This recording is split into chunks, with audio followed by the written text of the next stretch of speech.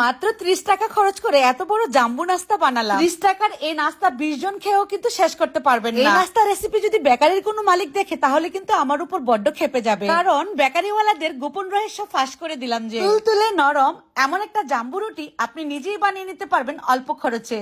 যাই হোক, যেটাই বলুক, চলুন দেখে নেই ঝটপট কিভাবে বানাতে হবে। প্রথমে একটা মিক্সিং বোলে নিয়ে নিচ্ছি কুসুম গরম দুধ 1 কাপ পরিমাণ, একটা ডিম দিয়ে দিচ্ছি স্বাদ অনুযায়ী লবণ, 1 টেবিল চামচ পরিমাণ চিনি। এখানে ইস্ট আছে 30 টাকা। এখানে আমি যে বোতলটা ব্যবহার করেছি এটার দাম 30 টাকা, মানে মূল্য।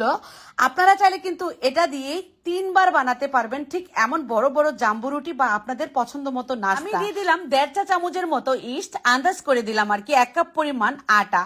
তো আটা বা ময়দা দুটাই ব্যবহার করতে পারবেন আপনার পছন্দ। এখন আমি 2 টেবিল চামচ পরিমাণের মতো রান্নার তেল অল্প অল্প করে দিয়ে একটা মসৃণ ডো তৈরি করে নিলাম। এই ডোটাকে রেস্টে রেখে দিব 15 মিনিটের জন্য। এর মধ্যে কিন্তু ফুলে ফেপে ডাবল হয়ে যাবে এই ডোটা। অনেক ফুলে গিয়েছে। এখন কিন্তু বাতাসটাকে বের করে দিয়ে একটা বড় সাইজের রুটি বেলে নিব। সামান্য একটু শুকনা আটা দিয়ে এবার আমি রুটিটাকে একটা বেলুনের সাহায্যে বেলে নিচ্ছি। একটু মোটা রুটি হবে, যেহেতু জাম্বু রুটি বানাবো একটু মোটা তো হবেই। সামান্য উপর থেকে একটু দুধ দিয়ে দিচ্ছি। এই দুধের মধ্যে ব্রাশ করে দিব সাদা তিল। সামান্য সাদা তিল উপর থেকে ছিটিয়ে দিচ্ছি। এটা খেতেও ভালো লাগবে, সুন্দর ফ্লেভার আসবে আর দেখতেও সুন্দর লাগবে তিল দেওয়ার কারণে। দুধ দিয়ে তিলটা মিশিয়ে নিচ্ছি। চাইলে কিন্তু আপনারা ডিমের মিশ্রণ দিয়েও এই তিল মিশিয়ে নিতে পারেন। তারপর এই জাম্বু রুটিটাকে আমি আমার পছন্দ মতো করে একটা নাইফের সাহায্যে এভাবে করে স্লাইস করে কাটিং করে নিচ্ছি। এখন আমি চেষ্টা করব একই সঙ্গে সবগুলো ভেজে নেওয়ার। ইস্ট দেওয়ার কারণে কিন্তু এটা অনেক বেশি টেস্টি হবে, তুলতুলে নরম হবে আর ফুলে ডাবল হয়ে যাবে।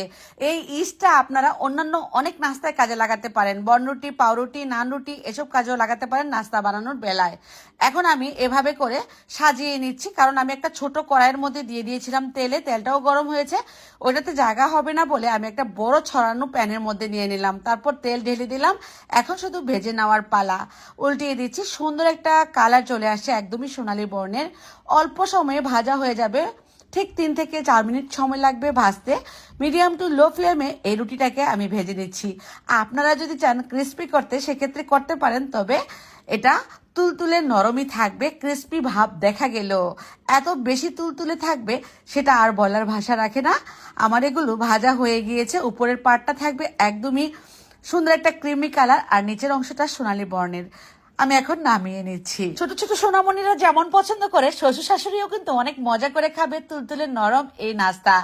আপনারা চাইলে এটা অতিথি সামনে বসিয়ে রেখেই কিন্তু বানাতে পারেন। 1 কাপ আটা বা ময়দা দিয়েই তৈরি হবে এত বড় জাম্বু রুটি।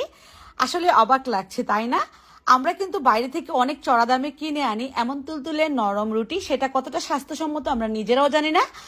তো আপনারা কিন্তু চাইলে এভাবে করে বানিয়ে নিতে পারেন। মাত্র 30 টাকার একটা ছোট ইস্টের বোতল এনে ঘরে রেখে দিবেন, বিভিন্ন রকমের নাস্তায় ব্যবহার করতে পারবেন।